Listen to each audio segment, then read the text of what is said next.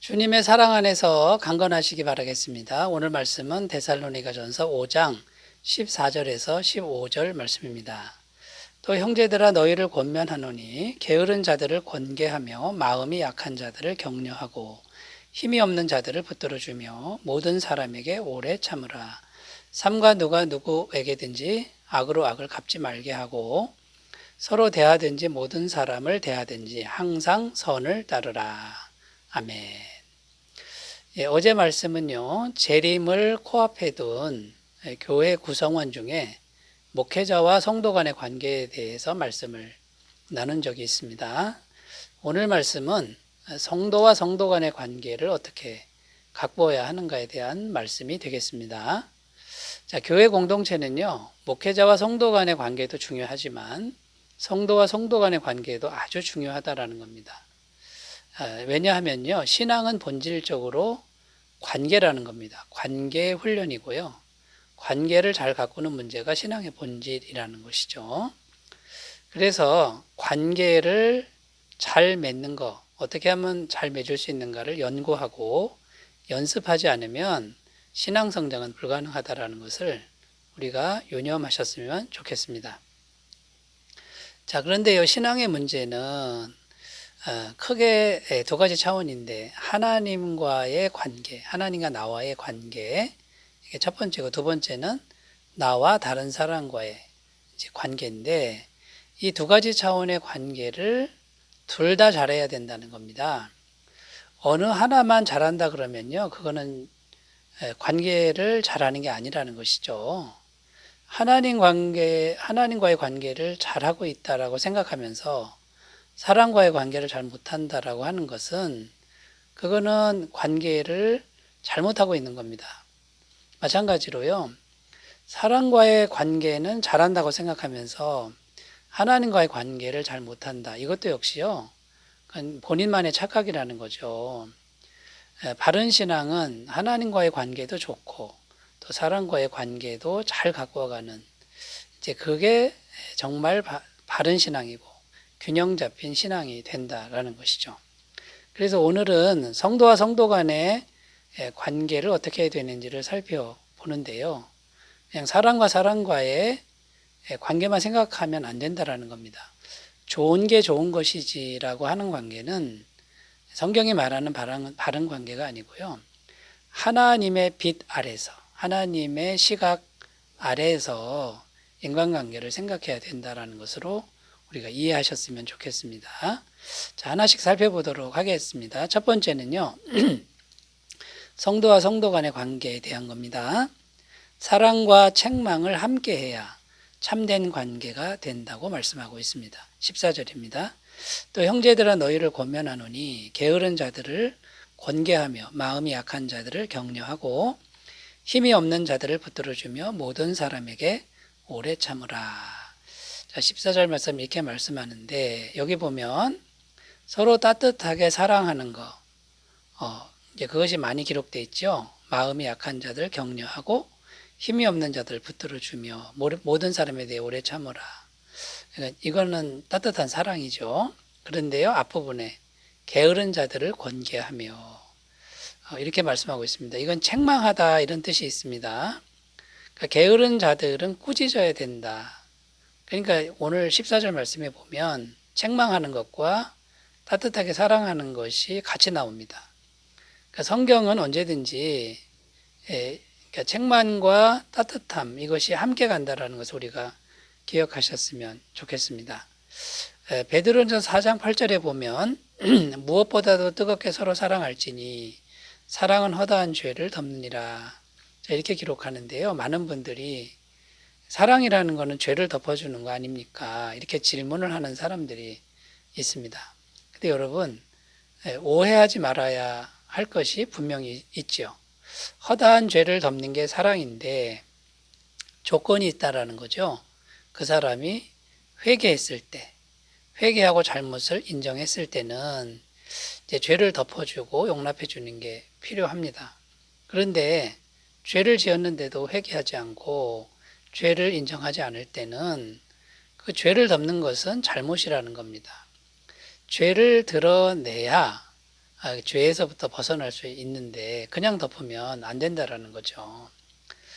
성경은 죄인은 용서하라 이렇게 되어 있습니다. 그러나 죄까지 용납을 해버리면 그건 마귀가 들어오는 거죠. 그것은 잘못이라는 것입니다. 하나님의 거룩함을 훼손하고 하나님 함께 하실 수가 없는 그런 일이 된다라는 겁니다. 그러니까 죄는 죄라고 분명히 책망할 줄 알아야 되는 거고요. 그 다음에 책망했을 때 진정으로 회개했을 때는요, 죄를 덮어주는 이제 그런 은혜도 필요하다라는 것입니다. 성경에 보면 다윗 왕이 나오죠. 이 다윗 왕이 아주 큰 죄를 졌습니다. 밧세바와 간음 죄를 지었고요. 밧세바의 남편 우리야 장수를 살해합니다. 그리고 거짓 증거하고 뭐 여러 가지 죄를 짓습니다. 나단 선지자가 와서 다윗을 책망합니다. 그런데 다윗의 위대함은 회개한다라는 거죠. 잘못을 인정했다라는 겁니다.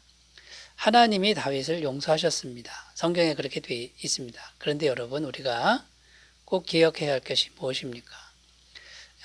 하나님은 다윗을 용서했지만 다윗의 인생 말년에 엄청난 고통이 다윗을 찾아옵니다. 자녀들이 서로 살해하고 죽이고 또 근친상간이 벌어지고 아들이 자신을 죽이려고 반란을 꾀하고 이런 일들이 다윗 인생에 이제 생기는 것이죠. 여러분, 그러므로 우리가 사랑과 책망을 함께하는 관계, 사랑과 거룩을 함께하는 관계, 이런 관계를 잘 갖고 가셨으면 좋겠습니다.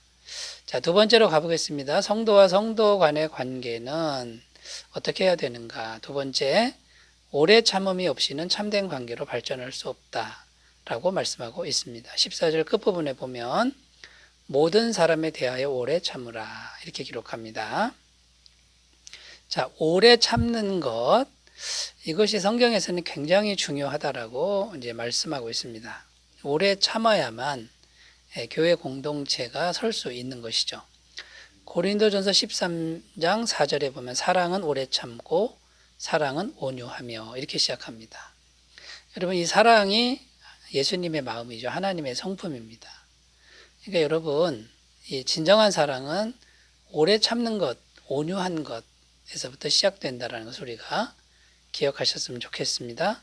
전도서 7장 8절 9절입니다.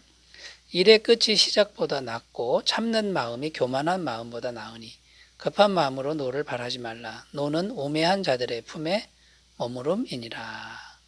여기 보면 참는 마음, 참는 마음이 교만한 마음, 급하게 노를 바라는 마음보다 훨씬 낫다라고 이렇게 증언하고 있습니다. 이것이 인간관계를 유지시켜주고 지켜주는 그런 덕목이 되는 것이죠. 에베소서 4장 2절입니다. 모든 겸손과 온유로 하고 오래 참음으로 사랑 가운데 서로 용납하고, 교회 공동체를 하나로 지킬 수 있는 덕목 중에 오래 참음으로 용납하라. 여러분, 이 오래 참음은 아무리 강조해도 지나치지 않습니다. 그런데 여러분, 누구를 그렇게 오래 참아야 합니까? 14절에 보면 게으른 자들을 오래 참고, 마음이 약한 자들 오래 참고, 힘이 없는 자들을 오래 참아주고. 오래 참아주면 어떻게 됩니까? 오래 참아줄 때 이들이 믿음이 자랄 수 있다라는 것이죠. 여러분, 엄마가 아기를 걸음마 시킬 때를 생각해 보면요, 아이가 수도 없이 넘어집니다만 엄마는 낙심하지 않습니다. 잘한다 그럽니다. 오래 참아줍니다. 그러다가 아이가 일어섭니다. 여러분, 이런 마음으로 우리가 옆에 있는 사람들을 오래 참아준다 그러면 우리 옆에 있는 사람들이 이제 홀로 서는 신앙으로 자라게 될 줄로 믿습니다. 여러분, 오래 참음을 강조하는데 지금 하늘에 계신 우리 하나님이 우리를 오래 참고 계시다는 것을 우리가 잊지 않았으면 좋겠습니다. 우리가 날마다 마음으로 죄를 짓고 있지만 하나님의 사랑은 오늘도 참아주시고 내일도 참아주셔서 결국은 구원에 이르도록 지금 참고 계신다라고 하는 것을 우리가 망각하지 않았으면 좋겠습니다. 베드로후서 3장 9절입니다. 주의 약속은 어떤 이들이 더디다고 생각하는 것 같이 더딘 것이 아니라 오직 주께서는 너희를 대하여 오래 참으사 아무도 멸망하지 아니하고 다 회개하기에 이르기를 원하시느니라. 주님의 오래 참음이 우리를 구원시켰다라는 거죠. 자, 세 번째로 가보겠습니다. 세 번째, 성도 간의 관계 어떻게 해야 되냐면요. 악에 대해서도 선으로 갚을 줄 알아야 참된 관계가 된다. 이렇게 말씀하고 있습니다. 15절입니다. 삼가 누가 누구에게든지 악으로 악을 갚지 말게 하고 서로 대하든지 모든 사람을 대하든지 항상 선을 따르라. 자, 여기 보면요. 누군가 악을 행할 때 상처가 되죠. 고통스럽죠. 그런데 악으로 갚지 말고 선으로 갚도록 해라. 여러분, 그래야 관계가 성장할 수 있다고 말씀하고 있는 겁니다. 그런데 여러분, 이건 보통 힘든 일이 아니지요. 자, 이 말씀 속에는 마귀와의 치열한 영적 전투가, 영적 싸움이 들어있다는 것을 우리가 기억하셨으면 좋겠습니다. 악을 악으로 갚으면 어떻게 될까요? 온 세상이 악으로 가득 차게 되죠. 로버트 사우디라는 분은 이렇게 말했습니다. 피는 피를 취할 것이요 복수는 복수를 낳을 것이다. 악은 반드시 악에서 생긴다. 자, 우리가 악으로 갚으면 인간적으로 속이 시원할 수는 있습니다만 세상이 악으로 가득 차게 되니까 이건 마귀가 가장 원하는 그림이라는 거죠. 두 번째는요, 내가 선을 택하면 반드시 하나님이 갚아주신다라고 성경은 약속하고 있습니다. 로마서 12장 19절입니다. 내 사랑하는 자들아 너희가 친히 원수를 갚지 말고 하나님의 진노하심에 맡기라. 기록되었으되 원수 갚는 것이 내게 있으니 내가 갚으리라고 주께서 말씀하시니라. 여러분, 하나님의 약속을 꼭 믿으셨으면 좋겠습니다. 자, 세 번째입니다. 우리가 악을 버리고 선을 택할 때 우리 마음이 선으로 채워지게 되는 거죠. 또 악을 선택하면 우리 마음이 악으로 채워지게 된다는 겁니다. 마음이 왜 중요합니까? 마음이 영의 통로가 됩니다. 골로새서 3장 5절에서 6절입니다. 그러므로 땅에 있는 지체를 죽이라. 곧 음란과 부정과 사욕과 악한 정욕과 탐심이니 탐심은 우상 숭배니라. 이것들로 말미암아 하나님의 진노가 임하느니라.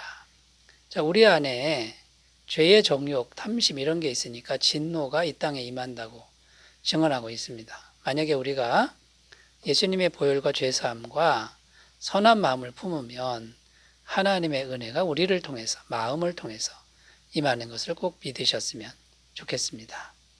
여러분, 오늘 주제는 성도와 성도 간의 관계에 대한 것인데요.